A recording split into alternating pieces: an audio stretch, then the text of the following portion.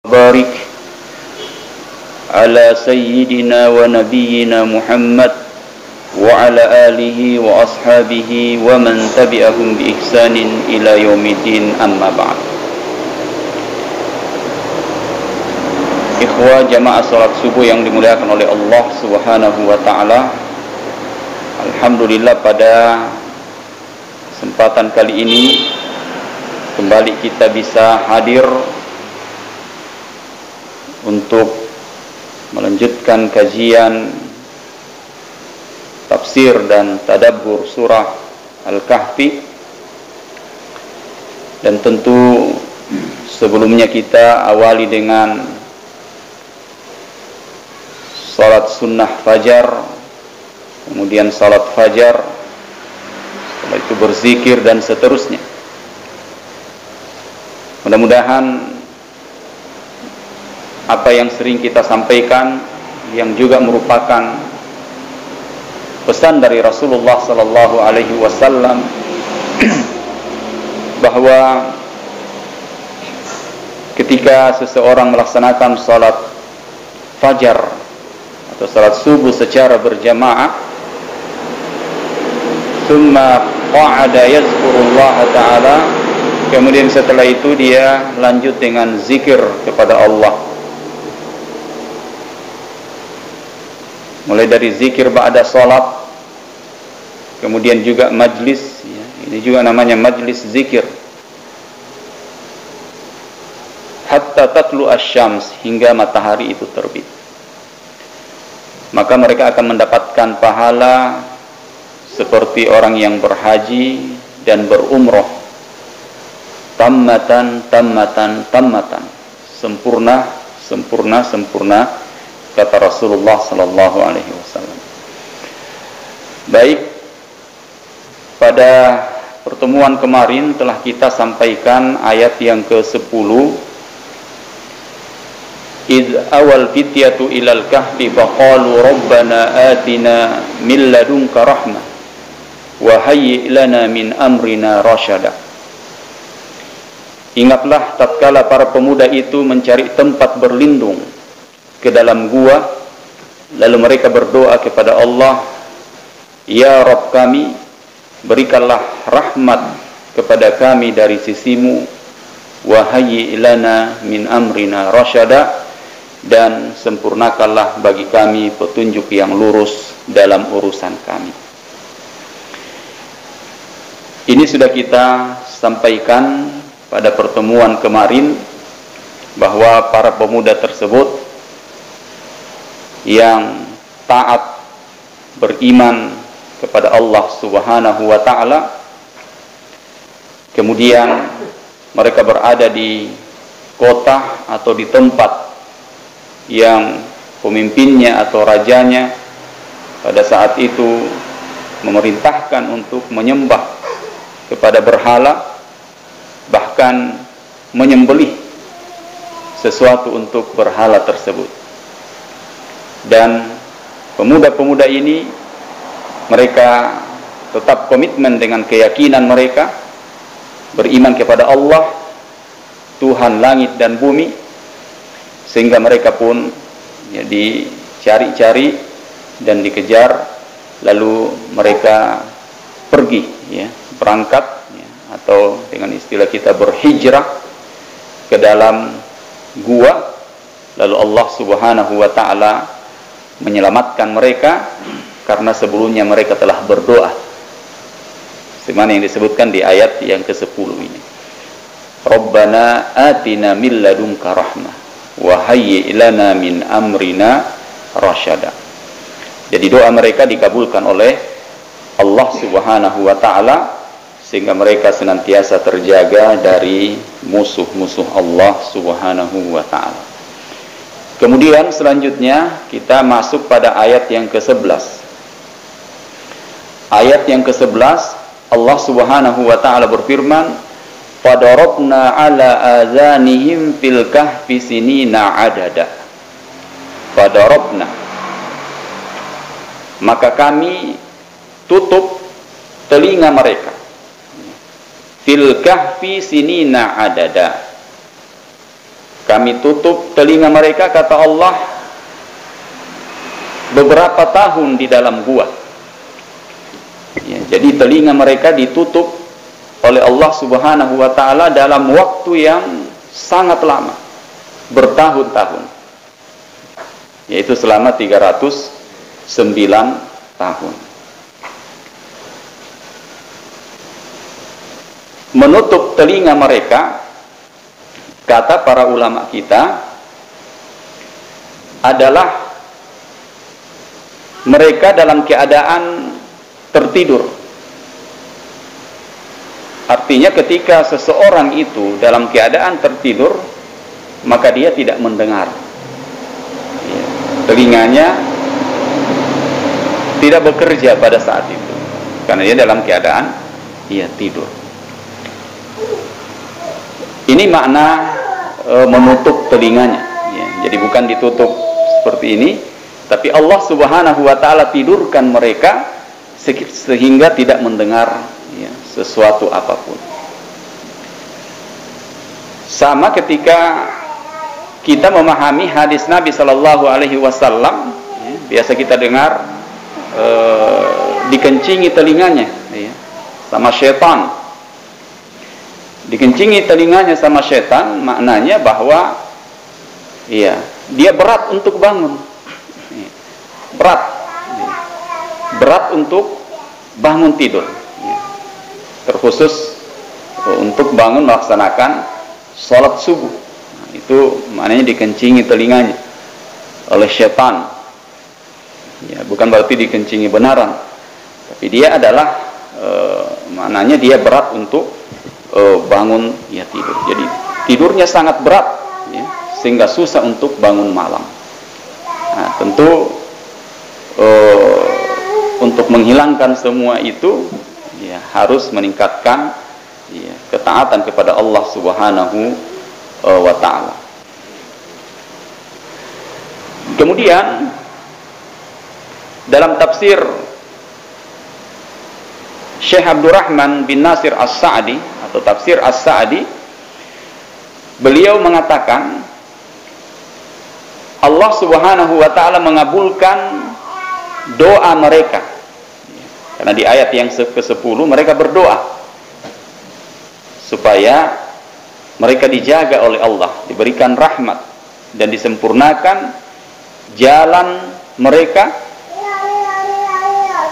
Allah mengabulkan doa mereka dan mengondisikan sesuatu yang belum pernah mereka sangka, yaitu masuk ke dalam gua, kemudian mereka tertidur tanpa mendengar apapun selama 309 tahun. Dan ketika para raja atau raja dan pengikutnya yang mencari mereka, mengejar mereka, mereka tidak melihat di dalam gua, dan mereka pun juga para pemuda tidak tahu, karena mereka ditidurkan oleh Allah Subhanahu wa ta'ala selama 309 tahun. Dan tentu ini maknanya adalah penjagaan. Allah tidurkan bagian dari pengabulan doa dengan menjaga mereka dari siksaan kaumnya, menjaga mereka dari siksaan kaumnya. Inilah doa orang yang beriman. Jadi kalau doa itu dipanjatkan oleh orang-orang yang beriman, taat kepada Allah, maka insya Allah dikabulkan.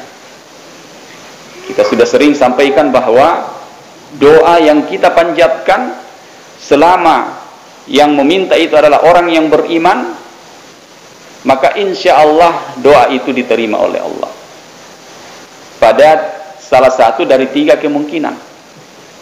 Dikabulkan saat itu juga, atau yang kedua Allah simpangkan dia di akhirat, dan yang ketiga Allah pindahkan ke tempat yang lain. Misalnya dia akan tertimpa musibah atau satu keburukan, tapi karena dia pernah berdoa, maka Allah Subhanahu wa ta'ala alihkan pengabulan doanya ke situ. Maka banyak-banyaklah berdoa kepada Allah Subhanahu wa ta'ala, karena Allah Subhanahu wa ta'ala maha mendengar dan maha memberikan al-ijabah, atau memenuhi apa yang diminta oleh hamba-hambanya. Ya, jadi mereka dalam gua tertidur itu adalah bentuk penjagaan Allah. Kemudian yang kedua, kata Syekh Abdurrahman As-Sa'di, adalah sebagai bukti nyata tentang kekuasaan Allah. Karena tidak ada yang bisa melakukan itu kecuali hanya Allah. Bisa menidurkan, ya, menyelamatkan mereka tanpa ketahuan oleh siapapun. Ya. Orang sudah masuk tapi tidak menemukan. Tidak ada yang mengetahui bahwa mereka berada dalam gua itu. Lalu mereka tidur selama bertahun-tahun, dan itu hanya Allah Subhanahu wa ta'ala yang bisa melakukan. Ya. Jadi hikmahnya pada ayat yang ke-11 ini adalah penjagaan Allah Subhanahu wa ta'ala senantiasa bersama dengan hamba-hambanya yang beriman, hamba-hambanya yang taat. Kemudian yang kedua, Allah Subhanahu wa ta'ala senantiasa memperlihatkan kekuasaannya, ya, kekuasaannya kepada hamba-hambanya yang tidak bisa dilakukan oleh siapapun kecuali hanya Allah Subhanahu wa ta'ala. Ini yang ayat yang ke-11. Kemudian ayat yang ke-12, Allah berfirman, "Tsumma ba'atsnahum lina'lama ayyul hizbaini ahsa lima labithu amada." Tsumma ba'atsnahum, kemudian kami bangunkan mereka. 309 tahun kemudian dibangunkan mereka. Allah sadarkan mereka, bangunkan dari tidurnya yang sangat panjang. Ayyul hizbaini ahsa lima labithu amada. Agar kami, kata Allah, mengetahui manakah di antara dua golongan itu yang lebih tepat dalam menghitung berapa lama mereka tinggal di dalam gua. Berapa lama mereka tinggal di dalam gua. Ketika mereka bangun, pasti mereka menyangka mereka hanya tidur, ya, sesaat saja, sehari atau 2 hari. Ya. Mereka tidak menyangka bahwa mereka ditidurkan dalam waktu yang sangat panjang. Summa ba'asnahum, kata Dr. Muhammad Sulaiman Al-Asgar, ya, salah satu dosen tafsir atau pengajar di Universitas Islam Madinah, belum mengatakan summa ba'atsnahum, kemudian kami bangunkan mereka. Ini kata Allah, yakni kami bangunkan mereka dari tidur mereka yang panjang. Ya, Allah bangunkan dari tidur mereka. Lina'lama ayyul hizbaini, agar kami mengetahui manakah di antara kedua golongan itu. Kedua golongan yang dimaksud adalah golongan orang-orang yang beriman dan golongan orang-orang kafir. Jadi pada saat itu mereka berselisih tentang masa tinggal mereka dalam gua. Iya. Masa mereka tinggal dalam gua itu berapa lama? Ahsa, yang lebih tepat dalam menghitung. Lima labisu amada, berapa lama mereka tinggal dalam gua itu. Iya. Syekh Abdurrahman As-Sa'di rahimahullah mengatakan, berkaitan dengan mengetahui berapa lama mereka tinggal,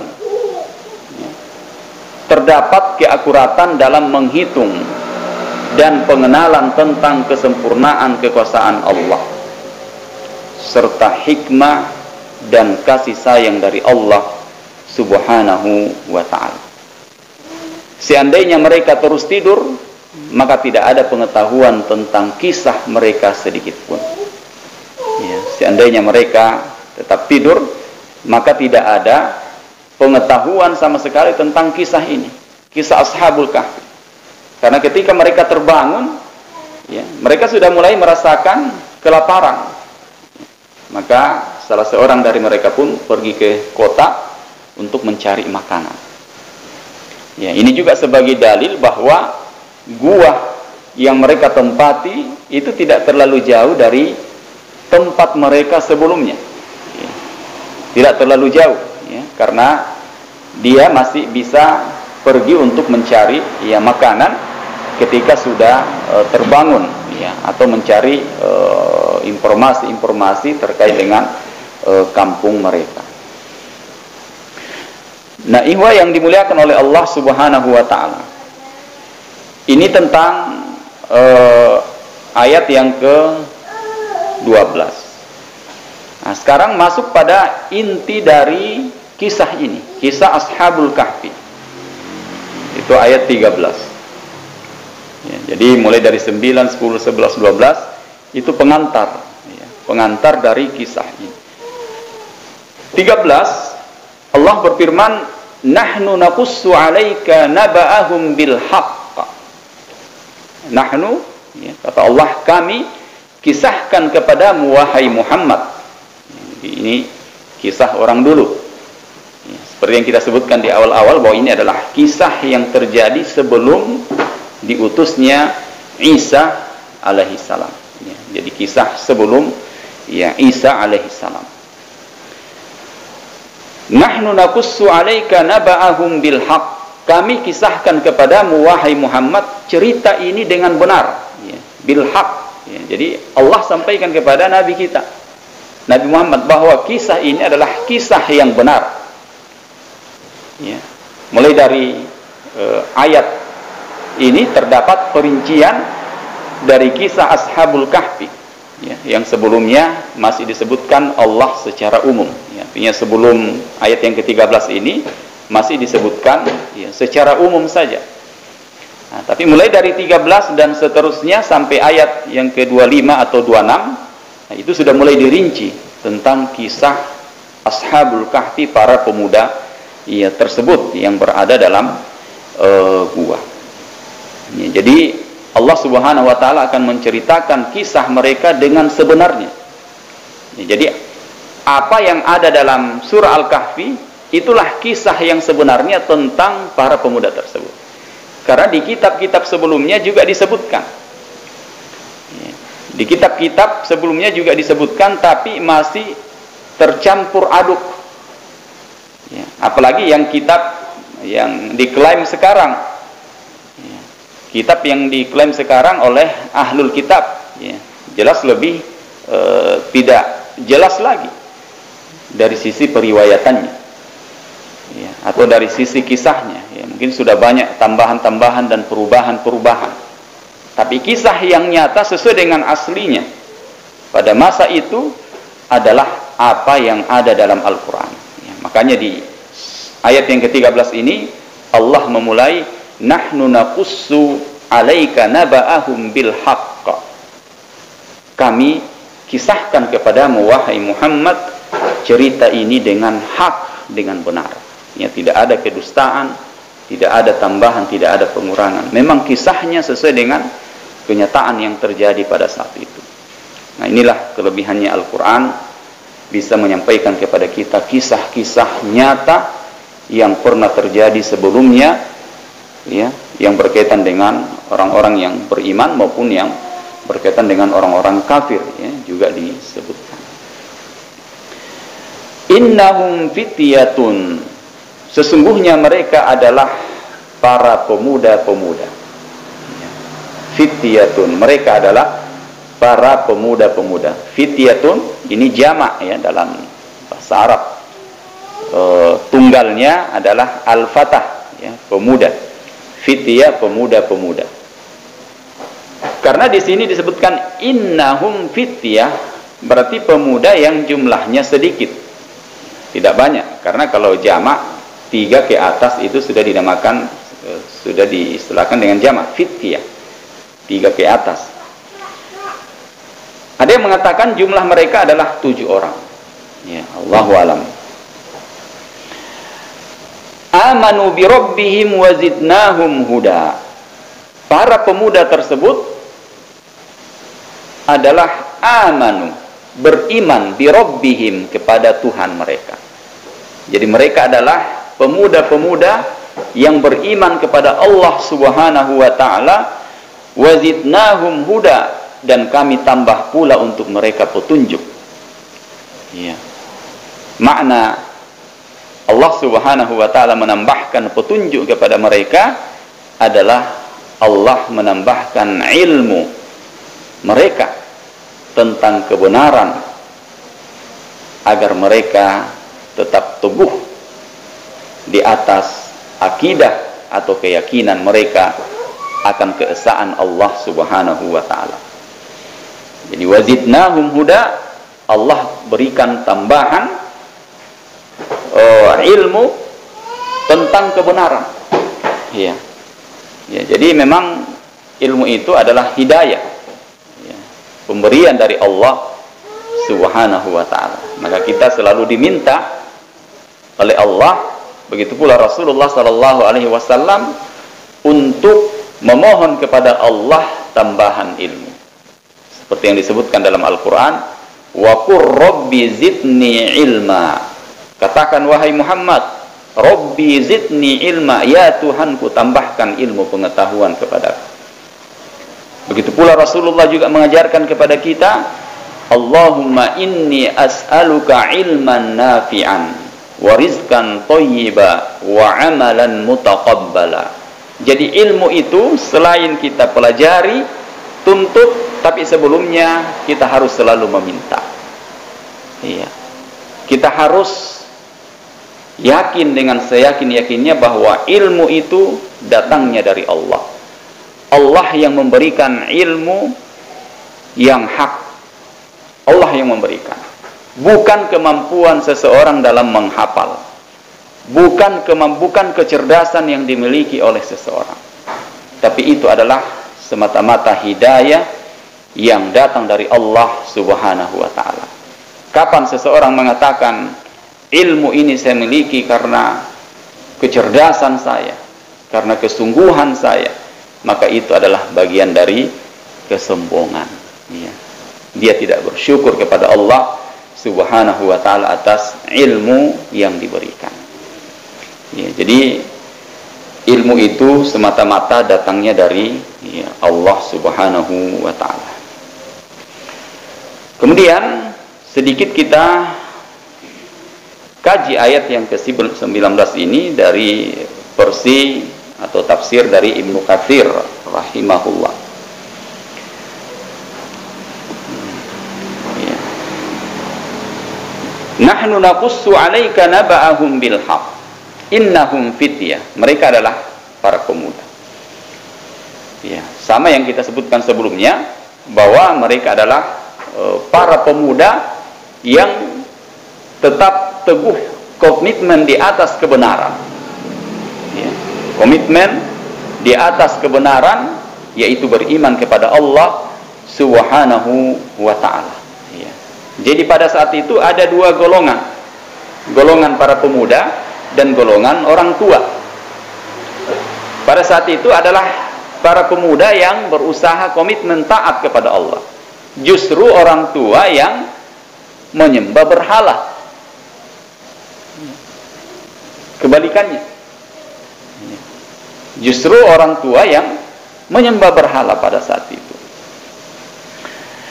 Nah, lalu Allah mengatakan, fa'aminu bi rabbihim. Pemuda-pemuda tersebut mereka beriman dengan Rabb mereka. Maknanya adalah i'tarafu lahu bil wahdaniyah. Mereka tahu, mengenal akan keesaan Allah. Ya, jadi para pemuda pada saat itu, ya, maksudnya amanu bi rabbihim, mereka mengenal Allah, mereka mengenal akan keesaan Allah. Wa syahidu, dan mereka bersaksi bahwasanya la ilaha illa, ya, la ilaha illa huwa, ya, atau la ilaha illallah. Ya. Tidak ada sesembahan yang hak kecuali hanya Dia. Ya. Itu yang mereka yakini. Ya. Dan orang dulu ketika mendengar dan melafazkan la ilaha illallah ini luar biasa pengaruhnya. Ya. Ketika sudah mengucapkan la ilaha illallah, mereka sudah tidak melakukan lagi apa yang dilarang oleh Allah. Dan mereka bersegera untuk menerapkan semua yang menjadi konsekuensi dari la ilaha illallah. Apa yang Allah perintahkan, mereka patuhi.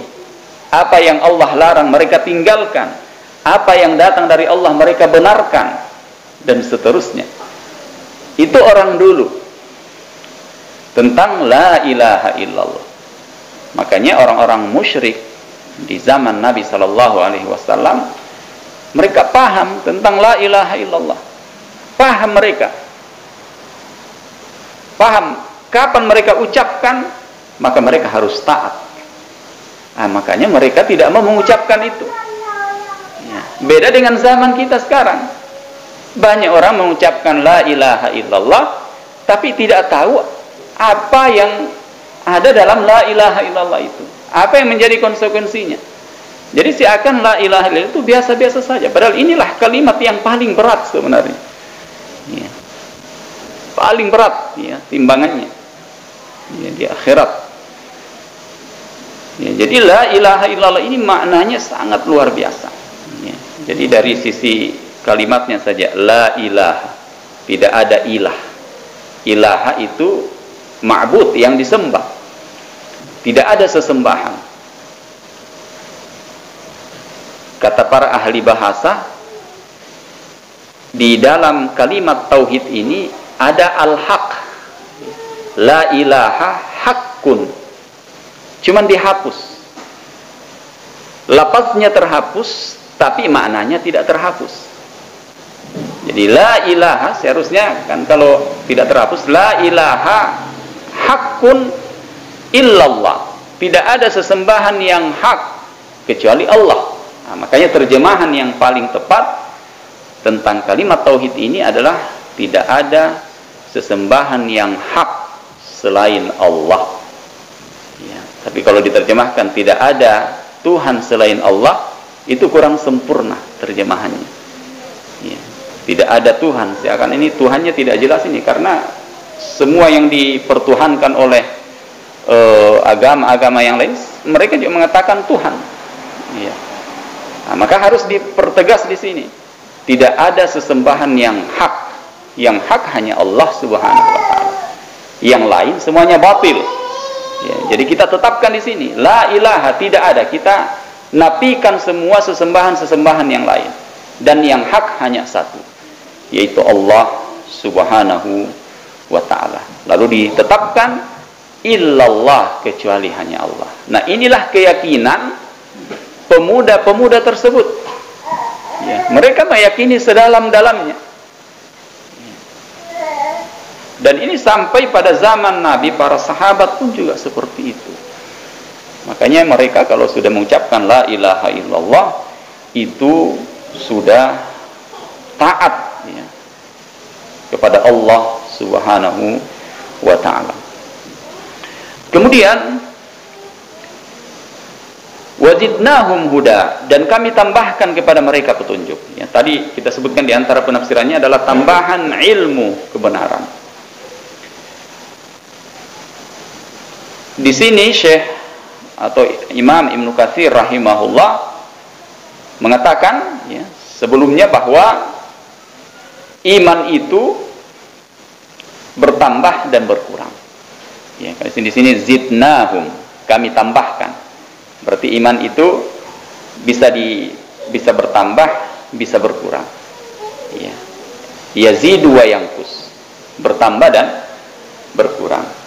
Kapan bertambah? Yazidu bit ta'ah. Iman itu bertambah dengan ketaatan. Ya, jadi semakin kuat kita melakukan ketaatan, maka iman itu akan terus bertambah. Sebaliknya, iman itu akan berkurang dengan melakukan kemaksiatan. Nah, di sini pilihannya pada setiap orang. Ya, pilihannya pada kita. Apakah kita mau imannya dikuatkan? Maka tingkatkan amal saleh. Perbanyak ibadah ya.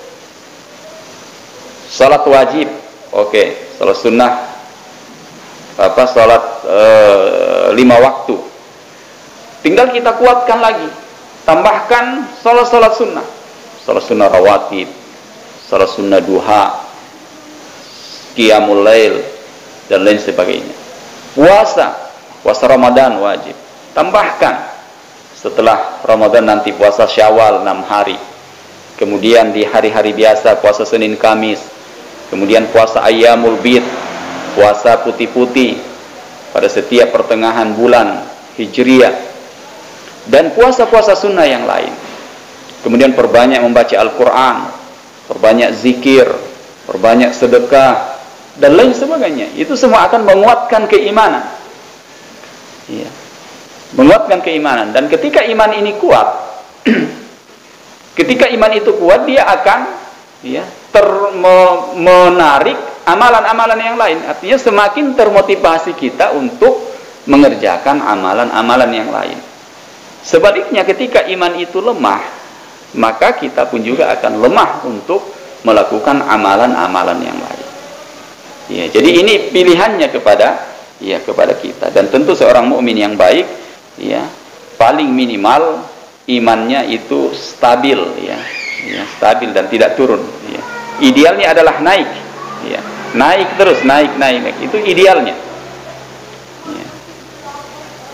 Ya, sehingga agar iman itu senantiasa stabil, tinggalkan perbuatan maksiat.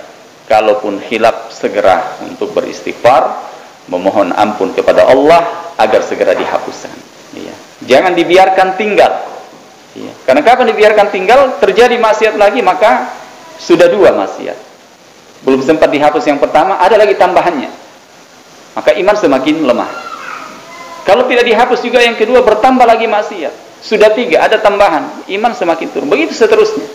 Lama-kelamaan hatinya akan menjadi gelap. Nah, itulah yang biasa disebut ada orang yang ingin sekali ke masjid, ada orang yang ingin sekali beribadah, sudah ada keinginan, tapi kok tidak bisa menggerakkan kakinya menuju ke masjid. Berat. Kenapa? Karena hati yang gelap. Kemudian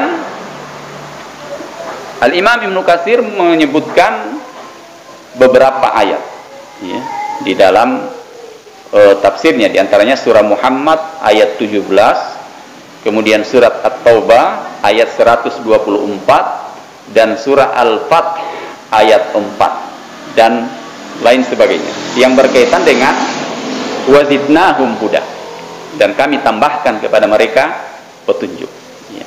Pada surah Muhammad ayat yang ke-17 Allah berfirman, wallazina tadau zadahum huda wa atahum taqwahum wallazina tadau, dan orang-orang yang mendapatkan petunjuk, zadahum huda, Allah akan tambahkan petunjuknya. Orang-orang yang senantiasa mengikuti petunjuk jalan kebenaran, zadahum, maka Allah akan tambahkan. Artinya ketika kita mengerjakan amalan saleh secara terus-menerus, maka Allah akan tambahkan semangat kita untuk melakukan amalan yang lain. Zadahum huda wa atahum taqwahum, dan Allah akan memberikan ketakwaan kepada mereka. Allah akan berikan ketakwaan dalam artian mereka akan senantiasa mengerjakan apa yang Allah perintahkan dan meninggalkan apa yang Allah larang. Itu adalah ketakwaan. Kemudian dalam surah At-Taubah, surat yang ke-9 ayat 124, fa'ammal ladzina amanu, maka adapun orang-orang yang beriman, fazadathum imana, maka akan ditambahkan kepada mereka imana. Iman mereka akan bertambah. Jadi orang yang beriman, tentu ketika disebutkan di sini iman, orang-orang yang beriman, iman yang menggabungkan tiga itu, ucapan, keyakinan, dan perbuatan. Ucapan, keyakinan yang mantap, yang kuat, yang tidak dicampuri dengan keraguan sedikit pun, lalu mereka buktikan dengan perbuatan. Maka Allah akan tambahkan. Allah tambahkan maknanya Allah akan kuatkan keimanan mereka. Iman mereka akan semakin kuat. Ini di bulan Ramadan kan bisa kita rasakan. Luar biasa amalan-amalan saleh itu semangat kita. Semangat. Tapi di luar bulan Ramadan, di tempat-tempat lain, ketika sudah di luar bulan Ramadan, berhenti amalan-amalan Ramadan, amalia Ramadan kan tidak dilakukan lagi, seperti puasa misalnya, atau sedekah, qiyamul lail. Ya. Maka di luar bulan Ramadan sebagian ya, di tempatnya itu kembali melemah imannya, tidak semangat lagi. Ya. Tidak semangat lagi karena amalan-amalan itu sudah berkurang. Ya, jadi kalau amalan banyak dilakukan itu kita akan termotivasi untuk terus-menerus melakukan ya amalan saleh. Dan seharusnya seorang muslim seperti itu. Ya, idealnya. Ya. Seperti Allah sebutkan dalam Al-Qur'an, fa iza faraqta fansab. Apabila kamu selesai melakukan suatu urusan, ya, di sini urusan akhirat atau dunia, fansab, maka segera beralih ke urusan yang lain. Tidak ada kata istirahat. Ya. Kalau ayat ini yang menjadi pegangan kita, selesai melakukan satu urusan yang lain selesai, tidak ada kata istirahat, pindah ke urusan yang lain. Ya. Karena memang kita ini di dunia ini ya harus bergerak terus. Ya. Orang yang bergerak terus itu jauh lebih bagus, jauh lebih mulia di sisi Allah dibandingkan dengan orang yang hanya duduk-duduk saja. Ya. La yastawil qa'iduna minal mujahidina fi sabilillah. Tidak sama dengan orang yang duduk-duduk dengan orang yang bergerak berjuang di jalan Allah Subhanahu wa taala. Termasuk menuntut ilmu, melakukan ibadah salat, ibadah puasa, semua ibadah dia terus bergerak, ya. Karena kalau kita gemar untuk beribadah, tentu kita akan bergerak terus. Ya, kita akan bergerak terus. Ya. Jadi ini makna faiza faraqta fansab. Jadi seorang muslim harus seperti itu. Dalam persoalan dunia pun juga seperti itu. Ya, jadi luar biasa agama kita ini. Ketika dijalankan dengan sebaik-baiknya, seseorang akan sukses dunia dan ya, akhirat. Kemudian ayat yang terakhir yang disebutkan oleh Al-Imam Ibnu Katsir, liyazdadu imana ma'a imanihim. Ya, ini sama, iman mereka bertambah. Ya, iman ya mereka bertambah. Nah, ini ayat yang ke-13. Kemudian ayat yang ke-14.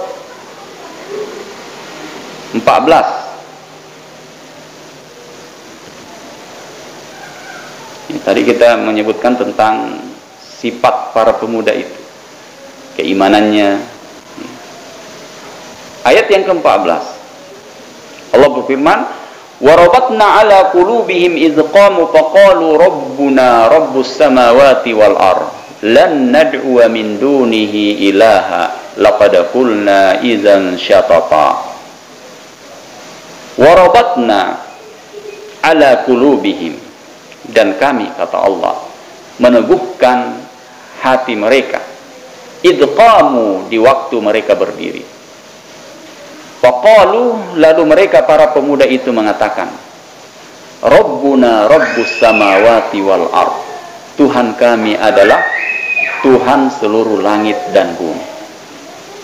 Lan nad'uwa min dunihi. Kami sekali-kali tidak menyeru Tuhan selain Dia, selain Allah. Ya, di sini menggunakan kata lan. Dalam bahasa Arab itu lan sekali-kali, tidak akan pernah sampai hari kiamat. Lan nad'uwa, kami tidak akan pernah menyeru kepada selain Allah.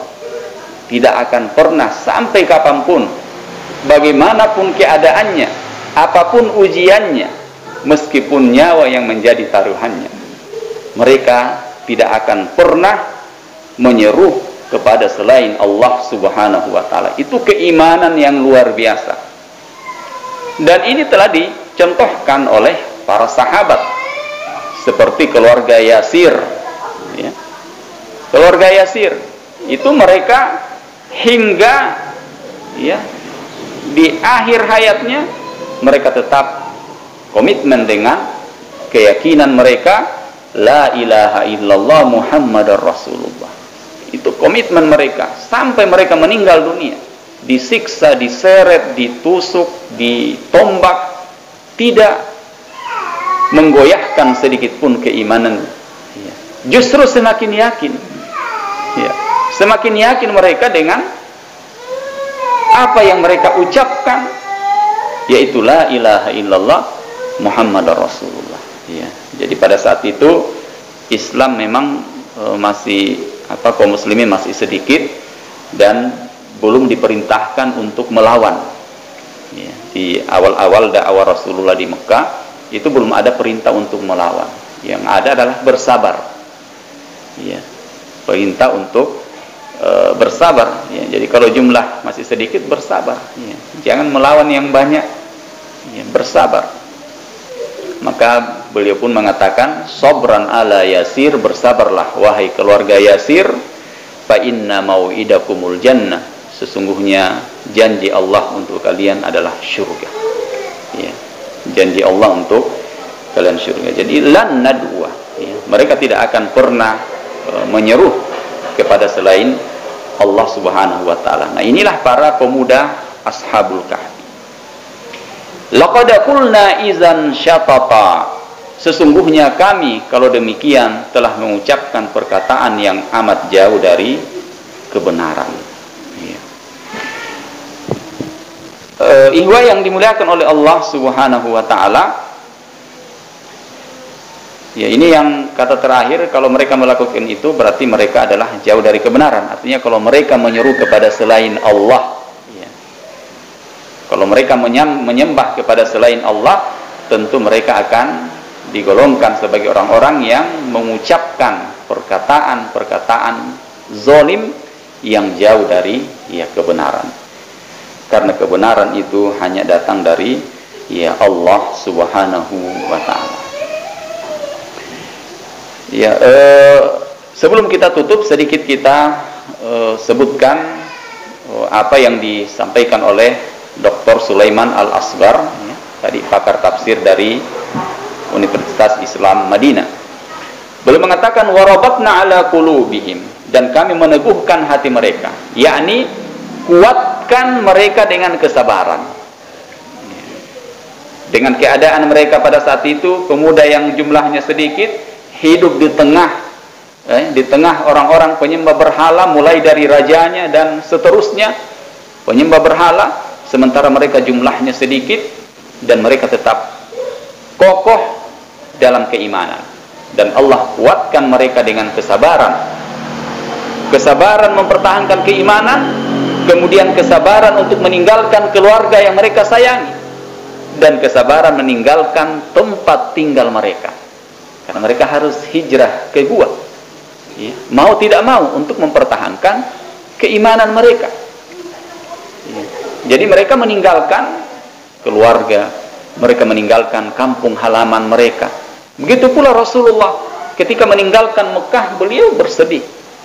Karena Mekah adalah kota yang sangat dicintai oleh beliau Rasulullah SAW. Tapi karena ada isyarat perintah untuk hijrah demi dakwah masa depan, maka beliau pun hijrah ke Madinah. Ya, padahal kota Mekah adalah kota yang sangat dicintai oleh Rasulullah SAW dan keluarga beliau juga di situ. Ya. Nah, ini para pemuda Ashabul Kahfi, Allah berikan kesabaran untuk meninggalkan keluarga dan kampung halaman mereka. Ya, jadi Allah yang berikan kesabaran. Idqamu, di waktu mereka berdiri, ya. Di waktu mereka berdiri, mananya ketika mereka berkumpul di kota, ya, berkumpul di luar kota, lalu mereka, para pemuda yang jumlahnya sedikit ini, mereka berdiri sudah di luar kota, mereka saling menguatkan dalam kesabaran, ya, saling menguatkan dalam kesabaran, ya, agar tetap mereka taat kepada Allah apapun keadaannya. Ya, mereka saling menguatkan. Nah, inilah pentingnya untuk selalu berkumpul dengan orang-orang soleh yang selalu saling mengingatkan, saling menyabarkan, ya, saling menyabarkan di antara mereka.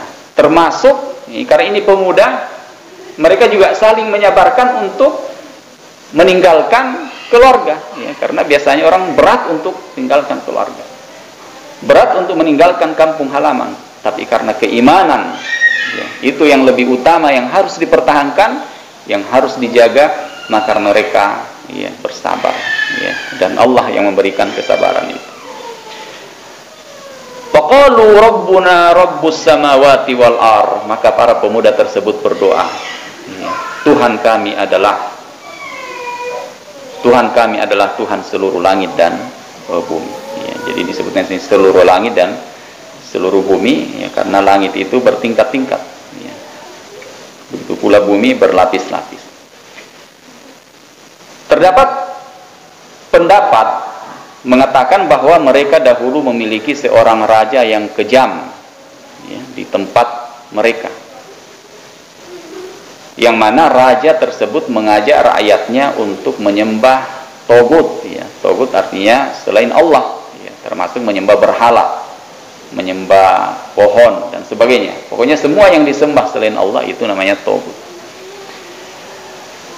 Dan Allah meneguhkan para pemuda ini dalam menghadapi ujian tersebut, sehingga mereka berdiri dan berkata, Tuhan kami adalah Tuhan langit dan bumi. Ya. Jadi ini kalau sudah keyakinan seperti itu luar biasa, dan mereka tidak takut pada siapapun. Lan nad'uwa min dunihi ilaha, kami sekali-kali tidak menyeru, ya, Tuhan selain Allah Subhanahu wa ta'ala. Ya, jadi mereka hanya menyembah kepada Allah dan tidak menyekutukannya dengan sesuatu apapun. Laqad qulna idzan syatata, sesungguhnya kami kalau demikian telah mengucapkan perkataan yang amat jauh dari kebenaran. Ya. Artinya kalau mereka meminta kepada selain Allah seperti apa yang diyakini oleh raja ataupun mayoritas penduduk tempat tinggal mereka, maka sungguh mereka keterlaluan dan menjauhi kebenaran. Ya. Jadi ini luar biasa ketika Allah Subhanahu wa ta'ala mempertahankan hidayah, ya, hamba-hambanya. Karena hidayah itu adalah milik Allah. Allah yang maha tahu siapa yang layak, siapa yang pantas untuk tetap memiliki hidayah itu, dan siapa yang tidak pantas untuk memiliki hidayah. Oleh karenanya, selama hidayah itu bersama dengan kita, tugas kita adalah mempertahankan dan terus berdoa kepada Allah agar hidayah itu bersama terus dengan kita dan terus meningkatkan. Ya, karena kalau tidak dijaga dia akan pergi, Allah akan pindahkan. Ya, Allah akan pindahkan ke yang lain. Ya, jadi tetap maksimalkan ketaatan kepada Allah, selalu berdoa kepada Allah. Seperti doa yang diajarkan oleh Nabi, ya muqallibal qulub tsabbit qalbi ala dinik, wahai zat yang maha membolak-balikkan hati, teguhkan pendirian saya, teguhkan hati saya di atas agama. Selalu minta kepada Allah. Ya, doa ini sangat bagus, terkhusus di sujud-sujud terakhir kita dibaca doa ini, ya. Karena keadaan seorang hamba yang paling dekat dengan Allah ketika dia sujud. Kata Rasulullah SAW, seorang hamba yang paling dekat dengan Allah ketika dia sedang sujud. Fa'aksirud doa, maka banyaklah berdoa pada saat, ya, banyak meminta pada saat sujud. Ya. Jadi itu perintah Rasulullah, karena itulah posisi yang paling dekat dengan Allah ketika kita di dunia ini. Pada saat sujud, ya, sangat dekat dengan Allah, maka Rasulullah perintahkan untuk banyak berdoa. Nah, termasuk yang boleh kita sering minta adalah, ya muqallibal qulub tsabbit qalbi ala dinik. Ya, adapun yang dilarang dibaca ketika sujud adalah ayat Al-Qur'an, itu kita dilarang. Namun ketika itu lafaznya doa, ya, doa, maka niatkan membaca doa. Ya, bukan niatnya baca Al-Qur'an. Ya, kan banyak doa-doa dalam Al-Qur'an. Ya, Rabbana atina fid dunya hasanah wa fil akhirati hasanah wa qina azabannar. Rabbana la tuzigh qulubana ba'da idh hadaitana wa hab lana min ladunka rahmah. Ya, Rabbana zalamna anfusana wa illam taghfir lana wa tarhamna. Banyak, dan itu semua doa-doa yang bagus. Ya, jadi kata para ulama, ketika membaca doa yang bersumber dari Al-Qur'an dalam sujud itu boleh, tapi niatnya baca doa bukan baca ayat. Karena kapan dia niatnya baca ayat, maka itulah yang diharamkan, tidak diperbolehkan. Iya, saya kira cukup untuk hari ini sampai ayat yang ke-14. Insyaallah besok kita lanjut pada ayat yang seterusnya, ayat yang ke-15. Ya, mudah-mudahan bisa kita selesaikan sampai ayat yang ke-26 ya. Jadi kita batasi khusus untuk kisah Ashabul Kahfi. Ya, bagaimana yang kita sebutkan di awal-awal bahwa dalam surah Al-Kahfi ini ada 4 kisah. Ya. Ada 4 kisah yang disebutkan oleh Allah Subhanahu wa taala, dan kisah yang pertama adalah peristiwa Ashabul Kahfi, yaitu para pemuda yang masuk ke dalam gua.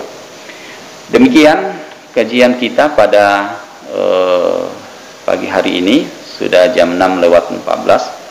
Mudah-mudahan ada manfaatnya. Subhanakallahumma wa bihamdik, asyhadu an la ilaha illa anta, astaghfiruka wa atubu ilaik.